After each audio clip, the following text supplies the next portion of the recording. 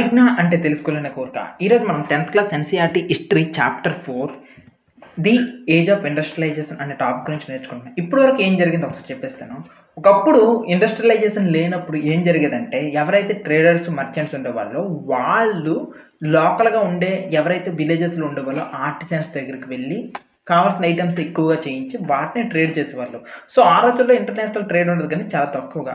ఆ తర్వాత మెల్లమెల్లగా ఫ్యాక్టరీస్ వచ్చాయి. ఫ్యాక్టరీస్ అంటే మిషన్స్ కనిపెట్టారు, టెక్నాలజీస్ కనిపెట్టిన తర్వాత ఆ పాత మిషన్‌లతో ఉన్నదాంతో కొంతవరకు ప్రొడక్టివిటీ తీసుకొని వచ్చారు. కానీ అది ఆశించినంతగా లేదు. సెకండ్‌దేంటంటే దాని యొక్క స్పీడ్ ఎక్కువగా ఉందని అనుకున్నాం గానీ, చాలామంది అది ఎక్స్‌పెన్సివ్ అని చెప్పి, ఇంకా కొంతమందయితే దాన్ని అడాప్ట్ చేసుకోవడానికి ఇష్టపెట్టుకోలేక, ఇంకా చేత్తో చేసిన పనుల మీద డిపెండ్ అయ్యున్నారు. ఇది ప్రెజెంట్ సిట్యుయేషన్. ఈరోజు మనం ఏం చేస్తామంటే ఇండస్ట్రియల్ రెవల్యూషన్ కాలంలో, ఇండస్ట్రీస్ అనేవి డెవలప్ అవుతున్న కాలంలో ప్రజలు దేని వైపు వెళ్ళేవాళ్ళు? హ్యాండ్ లేబర్ అనేవాళ్ళ పరిస్థితి ఎలా ఉంది? ఈ స్టీమ్ పవర్ కనిపెట్టిన తర్వాత ఈ వెస్టర్న్ సొసైటీస్‌లో సిట్యుయేషన్ ఎలా ఉంది? అనే దాని గురించి ఈరోజు చూద్దాం.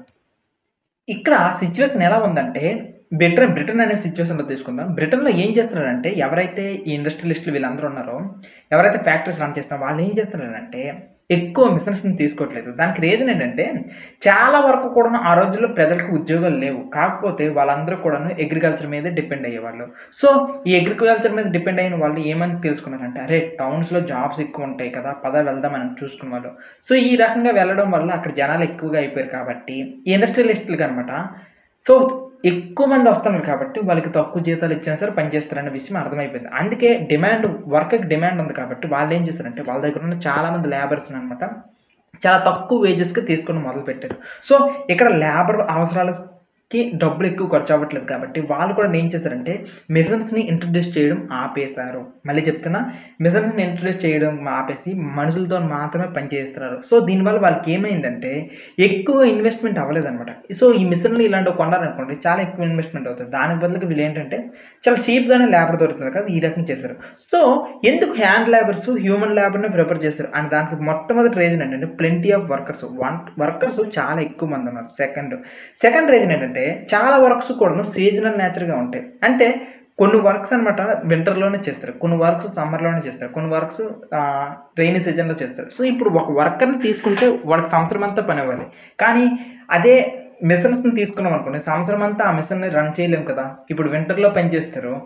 మళ్ళీ సమ్మర్ అంతా పని చేయకపోతే ఆ మిషన్స్ పాడైపోతాయి. సో, దానివల్ల నష్టం కాబట్టి చాలా వరకు సీజనల్ వర్కర్సే ఉండేవాళ్ళనమాట. దీనికి ఏదైనా బెస్ట్ ఎగ్జాంపుల్ చెప్తారా అంటే చాలామంది వర్కర్స్‌కి అనమాట ఏదైతే వింటర్ సీజన్ ఉందో ఆ వింటర్ సీజన్‌లోన గ్యాస్ గాని, బ్రెవరీస్ గాని అంటే అదంతా కూడా కూల్ ఏరియాస్ కదా! ఆల్కహాల్ ఇలాంటివి తయారు చేయాల్సి ఉంటది. అలాంటి వర్క్స్ అన్నీ కూడాను వింటర్ సీజన్‌లో జరుగుతాయి.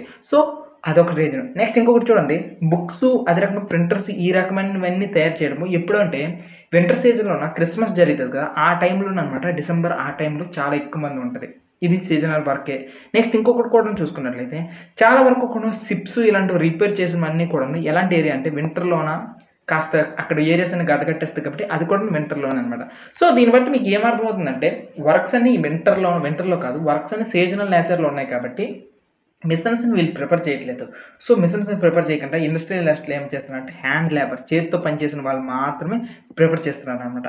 అయితే ఇంకొక మూడో రీజన్ ఏంటి అనంటే మిషన్స్‌లోన యూజ్ చేస్తే కేవలం సింగిల్ టైప్ మాత్రమే ప్రొడ్యూస్ అవుతాయన్నమాట. అంటే వాళ్ళకొక డిజైన్ ఇచ్చేస్తే ఆ డిజైన్‌లోనే మాత్రం ప్రొడ్యూస్ అవుతది. కానీ చాలామంది ఏమని అడిగేవాళ్ళంటే మాకు ఐటెమ్స్ కావాలి. కాకపోతే మాకు నచ్చిన డిజైన్స్‌లో మాత్రమే కావాలనుకుని అడిగేవాళ్ళనమాట. సో, వాళ్ళకి స్పెసిఫిక్ షేప్‌లో కావాలి. ఈ రకంగా ఒక మంచి మంచి డిజైన్స్‌తో అడిగితే అప్పుడు కూడాను వాళ్ళు ఏం చేస్తారు మనుషులైతే స్పెసిఫిక్ డిజైన్స్ చేస్తారు. అదే మిషన్స్ అనుకోండి చెయ్యవు. కాబట్టి వాళ్ళు కూడాను ఇలాగనే చేస్తారు. సో, మీరు బ్రిటన్‌లో అబ్జర్వ్ చేస్తే 500 types of variety of hammers ఉన్నాయి. 45 కైండ్స్ ఆఫ్ టాక్సెస్ ఉన్నాయి. సో, ఇదంతా కూడా హ్యూమన్ స్కిల్‌తో నడుస్తది. సో, నీకు నచ్చినట్టుగా అక్కడ ఐటెమ్ తయారవ్వాలంటే హ్యూమన్ స్కిల్లే పనిచేసేది తప్ప మిషన్స్ అనేవి వాటిని అన్నమాట చేసేవి కాదు. మీకు బెస్ట్ ఎగ్జాంపుల్ ఏంటంటే చాలా వరకు కూడాను అరిస్టోక్రాట్స్ అంటే ఎవరైతే రాజులు ఉంటారో రాజులు గాని, పెద్ద పెద్ద మిడిల్ క్లాస్ వాళ్ళు గాని వాళ్ళు కూడాను ఏదైతే చేత్తో చేసారో దానికి వాల్యూ ఎక్కువ ఇచ్చేవాళ్ళు. మీకు కాటన్‌తో వేసే డ్రెస్సు చేత్తో తయారు చేసిన దానికే ఎక్కువ వాల్యూ ఉంటది. ఖద్దరు దుస్తులు ఇలాంటివన్నీ కూడాను. అయితే ఇక్కడ ఒక చిన్న ఎక్సెప్షన్ ఉంది. అమెరికాలో జనాలు తక్కువ కాబట్టి వాళ్ళేం చేశారంటే మిషన్స్‌ని యూజ్ చేయడం మొదలుపెట్టారనమాట అమెరికాలో అయితే. సో, ఏ రకంగా ఉండేవి అక్కడ సిట్యుయేషన్స్ ఒకసారి సరదాగా చెప్తాను చూడండి. చాలా వరకు కూడాను విలేజెస్‌లో జాబ్స్ దొరకట్లేదు కాబట్టి, విలేజెస్‌లో ఉన్న వాళ్ళందరూ కూడాను టౌన్స్‌కి వెళ్ళిపోవడం మొదలుపెట్టారు. అక్కడ జాబ్స్ లేకపోయినప్పటికీ కూడాను అక్కడ అలా వెయిట్ చేస్తూ ఉండేవాళ్ళనమాట. సో, చాలామంది అలా వెయిటింగ్‌లోన ఆకలితో ఉండేవాళ్ళు. చాలామందికనమాట అక్కడున్న గవర్నమెంట్స్ అయితే వాళ్ళకి కొన్ని కొన్ని రకాల ప్లేసెస్ ఇచ్చేవాళ్ళు. ఇంకొంతమందయితే టెంట్లు వేసుకొని ఆ ఫ్యాక్టరీల ముందు ఉండేవాళ్ళు. నెక్స్ట్ మోస్ట్‌లీ కేసెస్ ఎలా ఉండేవో తెలుసా? ఆ రోజుల్లోననమాట ఎవరైనా ఫ్రెండ్ నీ దాంట్లో తెలిసిన వాడుంటే, ఓకేనా, వాడి రిఫరెన్స్ మీద జాయిన్ అయ్యే సిట్యుయేషన్‌లు కూడా ఉండేవి. అలాగుండేదనమాట. సో, ఇంతలాగా అన్‌ఎంప్లాయ్‌మెంట్ ఉంది అనే విషయం మీరు అక్కడ అర్థం చేసుకోవచ్చు. మీకు కొన్ని ఫోటోస్ చూపిస్తాను. ఇక్కడ మీరు ఈ ఫోటో చూస్తే, ఈ ఫోటోలో చూడండి జనాలు ఏ రేంజ్‌లోన పని కోసం ఎదురు చూస్తున్నారో. సో, షాప్ ముందు పిల్లలతో సహా ఎదురు చూస్తూ ఉన్నారనమాట. మీకిక్కడ ఒక చిన్న కథ ఇచ్చారు. ఆ కథను చూద్దాం ఒకసారి. ఇక్కడేంటంటే ఒక ఆయనున్నాడు విల్ థోర్న్ అనుకుని. ఆయనేం చేశాడంటే, "అరేయ్! మా ఫ్రెండ్ టౌన్‌లో పనిచేస్తున్నాడు రా. అక్కడ కూడాను వాళ్ళెవరైనా తెలిసిన వాళ్ళొస్తే జాయిన్ చేయించుకుంటారు. ఎళ్దామా" అనుకుని చెప్పి ప్లానేసుకున్నారు. సో, అక్కడికి వెళ్ళడానికి ఎక్కువ రోజులవుతదని తెలిసి డబ్బు పట్టుకొనెళ్లారు. సో, మొదట్లో నడుస్తూ వెళ్లారు. ఓపికున్నంత వరకు నడిచేవాళ్ళు. తర్వాత ఆగేవాళ్ళు, నడిచేవాళ్ళు, వెళ్ళేవాళ్ళు. ఇలా వెళ్ళినప్పుడు వీళ్ళకి రెండో రోజుకి డబ్బులంతా అయిపోయాయి. సో, కొంత కొంత దూరం రెస్ట్ తీసుకొని ఇలా వెళ్ళేవారు. ఆకలి కడుపుతోనే కొన్ని కొన్ని దూరం వెళ్ళారు. ఇలా 3 రోజులయిపోయింది. 4 రోజుకనమాట కాస్త కష్టం తెచ్చుకొని మళ్ళీ కొద్ది దూరం వెళ్లారు. సో, తీరా మూసి ఫ్యాక్టరీ దగ్గరికి వెళ్తే వాళ్ళ ఫ్రెండ్ ఉంటాడని చూస్తే మొదటి రోజు దొరకలేదు. కానీ తర్వాత రోజుకి అదృష్టవంతులుగా వాళ్ళ ఫ్రెండ్ దొరికాడు. వాళ్ళ ఫ్రెండ్ ఏంటంటే పైన ఆఫీసర్లతో మాట్లాడి వీడిని కూడా జాబ్‌లో తీసుకున్నారనమాట. సో, ఈ రకమైన సిట్యుయేషన్స్ ఉండేవన్నమాట టోటల్‌గా కూడాను. ఆ టైం అంతా కూడాను. So, life of the workers యొక్క లైఫ్ ఎలా ఉంది? ఈ మేజర్‌గా సిట్యుయేషన్స్ ఇండస్ట్రియల్ రెవల్యూషన్‌లో చూద్దాం. ఇక్కడ ప్రజల యొక్క లైఫ్ ఆ రోజుల్లో ఎలా ఉందంటే, చాలా మంది కూడాను మార్కెట్‌లో పని వాళ్ళు ఎక్కువ మంది కావాలి కాబట్టి, వీళ్ళందరూ కూడాను వాళ్ళ యొక్క పనుల కోసం ఎళ్ళిపోయేవాళ్ళు. సో, ఈ రకంగా చూస్తే చాలామంది విలేజెస్ నుండి ఇక టౌన్స్‌కి వెళ్ళడం మొదలుపెట్టారు. జాబ్స్ ఉంటాయనే ఆశతో. అయితే వీళ్ళు వెళ్ళేవాళ్ళు అక్కడ సిట్యుయేషన్ ఏంటంటే, ప్రజలకు చేతి నిండా మ్యాన్ హవర్స్ ఉన్నాయా? పనిలో ఉన్నాయా? అంటే కాస్త డౌటే. ఎందుకంటే వాళ్ళకి వీక్స్ పట్టేవి. ఒక్కొక్కరికి కొన్ని కొన్ని వీక్స్ పట్టేసేవన్నమాట. ఆ ఫ్యాక్టరీల ముందు అలా గడుపుకుంటూ జాబ్ కోసం సీకింగ్ చేసుకుంటూ, అడుక్కుంటూ అలా ఉండిపోయేవాళ్ళు. ఇంకొంతమందయితే బ్రిడ్జ్‌ల కింద, ఇంకొంతమందయితే షెల్టర్స్ కింద కూర్చొని కాపులు కాసుకునేవాళ్ళనమాట. సో, ఈ ప్రజల యొక్క పరిస్థితి మేజర్‌గా కూడాను ఇలానే ఉంది. కానీ ఇప్పుడే చెప్పాను కదా! ఎవరికైనా ఫ్రెండ్‌షిప్ గాని, కిన్ రిలేషన్‌షిప్స్ ఎవరైనా తెలిసిన వాళ్ళు ఉంటే మాత్రం వాళ్ళకి జాబ్స్ దొరికేవి. ఇక్కడ మోస్ట్ ఆఫ్ ది సిట్యుయేషన్ ఏంటంటే అందరి చేతిలో పని లేదు. లైఫ్ ఎలా ఉందంటే అందరి చేతిలో పని లేదు. ఇది సిట్యుయేషన్. నెక్స్ట్ మీకు చాలా జాబ్స్ ఏమని చెప్పానంటే సీజనల్ బేస్డ్‌గా అని చెప్పాను కదా! ఒకవేళ సీజన్ అయిపోయిన తర్వాత ఏమయ్యేదంటే, ఒక బిజీ సీజన్ అయిపోయిన తర్వాత చాలామంది మళ్ళీ స్ట్రీట్స్ మీద పడిపోయేవాళ్ళు. ఎందుకంటే చాలామందికి జాబులు లేక మళ్ళీ స్ట్రీట్స్‌లో ఉండేవాళ్ళు. అదే సిట్యుయేషన్. రెండోదేంటంటే కంట్రీల్లో కూడాను ఎట్లనే ఉండేదంటే విలేజెస్ సైడ్ అనమాట. సో, మళ్ళీ ఏమైనా అటు సైడ్ జాబులు ఏమైనా ఉంటాయేమో, కంట్రీ సైడ్‌కి వెళ్ళేసి మళ్ళీ ఏమైనా పని చేసుకుందాం అనుకుని ఇంకొంతమంది రూరల్ ఏరియాస్‌కి వెళ్ళిపోవడం కూడా మొదలైపోయాయి. కానీ ఒకటి మాత్రం చూడండి, చాలా వరకు కూడా వాళ్ళకి దొరికిన పనులు చేసుకునేటట్లే చేసుకునేవాళ్ళు. చిన్న చిన్న రోడ్లు తుడుచుకోవడం, ఇంకేమైనా క్లీనింగ్ పనులు ఇలాంటివి చేసుకునేవాళ్ళనమాట. మిడ్ 19థ్ సెంచరీలో. సో, ఇక్కడ ఈ మొత్తం సిట్యుయేషన్ బట్టి మీకేం అర్థం అవ్వాలంటే, ఇక్కడ సిట్యుయేషన్స్‌లో జాబ్ దొరకడం అనేది చాలా కష్టం అనే సిట్యుయేషన్ మీకు అర్థం కావాలి. హ్మ్.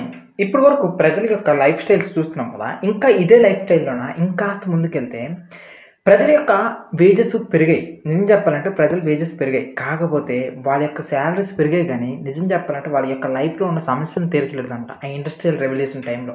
ఇక్కడ ఎందుకు ఆ మాట వాడాల్సొచ్చింది? సిట్యుయేషన్ ఏంటంటే, యాక్చువల్లీ వాడి యొక్క జీతము 100 ఉన్నది 150 పెరిగిందనుకుందాం. ఓకేనా? వాడి యొక్క జీతము 100 ఉన్నది 150కి పెరిగింది. కానీ సొసైటీలో అదే రకంగా తన చుట్టూ ఉన్న మార్కెట్‌లో వస్తువుల రేట్స్ కూడాను 200 పెరిగిపోయాయి. ఇప్పుడు చెప్పండి. తనకొచ్చిన మనీలో కొంత కొనుక్కొని మిగిలినది సేవ్ చేసుకోవడం అవుతదా? అవ్వదనమాట. సో, ప్రైసెస్ ఎప్పుడైతే ఇంక్రీజ్ అయిపోయాయో, తనకి నిజంగా ఈ వేజెస్ పెరిగినప్పటికి కూడాను వాడి యొక్క వేజ్ అనేది తక్కువగానే ఉంటది. అది సిట్యుయేషన్. సో, ఇక్కడ వేజెస్ వచ్చాయి గానీ, రియల్ వేజెస్ చూసుకున్నట్లయితే డౌన్ అయ్యాయనమాట. కంటికి కనిపిస్తుంది వాడికి ఇప్పుడు 150 రూపీస్ వస్తున్నట్టు. కానీ సిట్యుయేషన్ ఏంటంటే, ఆడు ఆ 150 రూపీస్‌తో ఏమి కొనుక్కోలేకపోతున్నాడు. పాత రోజుల్లో అనేది కొన్నన్ని కొనుక్కున్నాడు. ఇప్పుడు ప్రైసెస్ పెరిగిపోయాయి కాబట్టి, ఇన్‌ఫ్లేషన్ పెరిగింది కాబట్టి. సో, ఈ రకంగా చూసుకున్నట్లయితే వర్కర్స్ యొక్క లైఫ్ స్టైల్ అనేది కేవలం ఇన్‌కమ్ మీద మాత్రమే డిపెండ్ అవ్వట్లేదు అనే విషయం అర్థమవుతుంది. సో, ఈ మొత్తం టైంలో మీరు బాగా ఏం అర్థం చేసుకోవచ్చంటే ఇండస్ట్రియల్ రెవల్యూషన్ స్టార్టింగ్స్ టైంలో అన్‌ఎంప్లాయ్‌మెంట్ అనేది చాలా ఎక్కువగా ఉంది. సో, ఎవడైతే జాబ్ లేకుండా ఉంటాడో వాడి యొక్క లైఫ్ స్టైల్ అనేది చాలా కష్టంగా ఉంది అనుకుని అర్థం చేసుకోవచ్చు. ఇప్పటి వరకు మనం వీళ్ళ లైఫ్ స్టైల్‌లో ఏమేమి నేర్చుకున్నామంటే మొట్టమొదటిది మైగ్రేట్ అయ్యారు అనుకుని నేర్చుకున్నాం.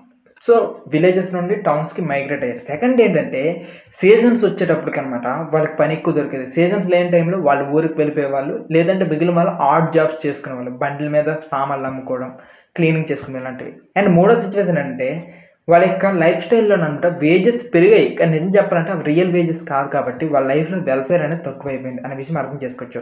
ఈ మొత్తం సినారియోలో ఏమర్థమైందంటే ఎప్పుడైతే ఇంత అన్ఎంప్లాయ్మెంట్ ఉందో, ఇన్ కేస్ ఫ్యాక్టరీ ఓనర్స్ కానీ వాళ్ళు మిషన్స్ మేము పెడతాము అనుకుని చెప్పారంటే కోపం వచ్చేస్తుంది జనాలకి. సో ఒక ప్లేస్లో అయితే అమ్మాయిలు పనిచేసేవాళ్ళు కదా, ఆ అమ్మాయిలు అందరూ కలిసి ఏం చేశారంటే ఆ మిషన్స్ని పగలగొట్టేశారు కొత్తగా వచ్చిన మిషన్లు.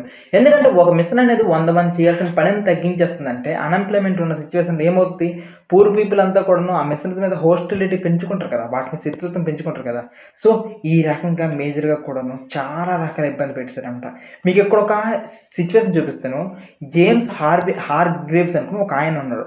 ఆయన కనిపెట్టిన మిల్లు ఉంది కదా, ఈ మిల్లులో ఒకప్పుడు అయితే పాత దాంట్లో అయితే ఒక్క మిల్లు ఉండదు, కానీ ఈయన కనిపెట్టిన మిల్లును ఒకే మనిషి 8 రకాల వీల్స్ తిప్పగలరు. అంటే ఒక వీలుతోనే గాంధీ ఎప్పుడు తిప్పుతుంటారు కదా ఒక వీలు, అలాంటిది 8 వీల్స్ తిప్పవచ్చు అనమాట. సో 8 మంది చేసే పని ఒక్క మిషన్ చేస్తుంది, అది కూడా ఒక్క మనిషి ఆపరేట్ చేస్తే అప్పుడు ఎంతమంది జాబ్స్ పోతాయి. ఇవన్నీ కూడాను సిచ్యువేషన్స్ అన్నీ కూడా మొత్తం నాశనం చేసేస్తాయి కదా. సో ఇదంతా కూడా ఇండస్ట్రియలైజేషన్ స్టార్టింగ్ అయిన కొత్తలో సిచ్యువేషన్స్ ఇవి. కానీ ఎప్పుడైతే ఇండస్ట్రియలైజేషన్ కొద్దిగా ముందుకు వెళ్తుందో సిచ్యువేషన్స్ ఏంటంటే చాలామంది కన్స్ట్రక్షన్ యాక్టివిటీస్ స్టార్ట్ చేశారు. ఎప్పుడైతే కన్స్ట్రక్షన్ యాక్టివిటీస్ స్టార్ట్ చేశారో బిల్డింగ్స్ కట్టాలంటే చాలామంది అనమాట జాబ్స్లోకి కావాలి, లేబర్ కావాలి కదా. ఇలా లేబర్స్ రావడం తీసుకోవడం మొదలుపెట్టారు. అంటే జాబ్స్ దొరుకుతున్నాయి. రోడ్స్ వైడెన్ చేయడానికి, రైల్వే స్టేషన్లు కట్టడానికి, రైల్వే లైన్స్ వేయడానికి, టన్నల్స్ని తవ్వడానికి, డ్రైనేజ్ వేయడానికి, నెక్స్ట్ ఆఖరికి రివర్స్ని కూడాను రివర్స్ మీద బ్రిడ్జ్లు కట్టడానికి. ఇలా చూస్తే 1840 ఈ టైంకి వచ్చేటప్పటికి అంతకుముందు ఎంతైతే అన్ఎంప్లాయ్మెంట్ ప్రాబ్లం ఉందో ఆ అన్ఎంప్లాయ్మెంట్ ప్రాబ్లం అంతా పోయి ఇప్పుడు చూసుకుంటే అన్ఎంప్లాయ్మెంట్ ప్లేస్లో కాస్త ఎంప్లాయ్మెంట్ వచ్చింది. సో ఒకప్పుడు ఎంతమంది అయితే ఇండస్ట్రీస్ చాలా ఇబ్బంది పడ్డారో ఆ ఇండస్ట్రీస్ అన్నీ కూడా ఇప్పుడు డెవలప్ అయ్యాయి. అంటే స్టార్టింగ్లో మీ 10th క్లాస్ ప్రిపరేషన్ కూడా చాలా టఫ్గా ఉండొచ్చు. మీ 10th క్లాస్ ప్రిపరేషన్ స్టార్టింగ్లో కష్టంగా ఉండొచ్చు, ఏది అర్థం కాకపోవచ్చు. కానీ మీరు అలా ముందుకు వెళ్తూ ఉంటే అన్నీ కూడా ఈజీగా అయిపోతాయి అనే విషయం మీరు ఇక్కడ అర్థం చేసుకోవాలి. అయితే టెక్స్ట్ బుక్లో లేదు వీళ్ళ యొక్క లైఫ్ స్టైల్ ఎలా ఉంది అనుకోండి, నేను పర్సనల్గా చెప్తాను. ఇక్కడ ఎలా ఉండేదంటే ఎప్పుడైతే ఇండస్ట్రియలైజేషన్ స్టార్టింగ్లో అన్ఎంప్లాయ్మెంట్ కదా, కొంతకాలం అయిన తర్వాత ఫ్యాక్టరీస్ పెరిగిపోయి అందరూ కూడాను వాళ్ళు ఈ ఫ్యాక్టరీస్ పెరిగిపోవడం వల్ల వాళ్ళు ఎక్కువ ప్రొడ్యూస్ చేసేవారు కదా, ఆ ప్రొడ్యూస్ చేసిందంతా బయట వాళ్ళకి అమ్ముకునే వాళ్ళు. అంటే దట్ మీన్స్ కాలనీస్ అనేవి పెంచుకోవడం మొదలుపెట్టారు బయట దేశాలు, ఇది ఇంపాక్ట్. దాని తర్వాత అక్కడ ప్రజల చేతికి ఫుల్ పనులు దొరికేసాయి. ఇప్పుడు ఎలా అంటే క్షణం కూడా తీరికలేదు. ఎంత తీరికలేదంటే వాళ్ళు ఎంత పని చేస్తే అంత డబ్బులు వస్తున్నాయి కాబట్టి జనాలు పెళ్ళిళ్ళు కూడా చేసుకోవడం మానేశారు. చెప్తున్నాను కదా, జనాలు కొంతమంది అయితే పెళ్ళిళ్ళు చేసుకోవడం కూడా మానేస్తారు. ఆఖరికి ఉమెన్ కూడాను జాబ్స్ దొరికేసి జాబుల్లోకి వెళ్ళిపోయారు. ఇది కొద్దిగా లేటర్ ఇండస్ట్రియలైజేషన్ టైంలో అనమాట. సో ఇక్కడ బాగా అబ్జర్వ్ చేస్తే ఉమెన్ కూడాను సంపాదించడం మొదలుపెట్టారు కాబట్టి వాళ్ళకి కూడాను రైట్స్ కావాలి అనుకుని ఉద్యమాలు చేస్తారు. ఇదంతా లేటర్ పార్ట్. మన స్టార్టింగ్ పార్ట్లో మాత్రం కష్టాలు అనిపించారు, అన్ఎంప్లాయ్మెంట్, దాంతో పాటుగా ఇండస్ట్రీలో జాబులు లేవు అనే విషయం, ఇండస్ట్రీస్ కూడాను మిషన్స్ తీసుకోవడానికి రెడీగా లేవు అనుకునే విషయం మనం నేర్చుకున్నాం అనమాట. ఇది ప్రజెంట్ సిచ్యువేషన్. నెక్స్ట్ టాపిక్ ఇక్కడ నుంచి ఏం చేస్తామంటే ఇండియన్ పాయింట్ ఆఫ్ చూద్దాం. ఎందుకంటే వీళ్ళకి రా మెటీరియల్ ఎక్కువగా కావాలి కాబట్టి ఇతర దేశాలని ఎలా నాశనం చేస్తారు, ఇతర దేశాలని ఎంతగా ఇబ్బంది పెట్టారు అనే సిచ్యువేషన్ అంతా కూడా కాలనీస్ పాయింట్ ఆఫ్ వ్యూలో చూద్దాం. ఇండియన్ పాయింట్ ఆఫ్ వ్యూలో వెస్టర్న్ పర్స్పెక్టివ్ అయిపోయింది కాబట్టి ఇప్పుడు ఇండియన్ పాయింట్ ఆఫ్ వ్యూలో చూద్దాం హిస్టరీ.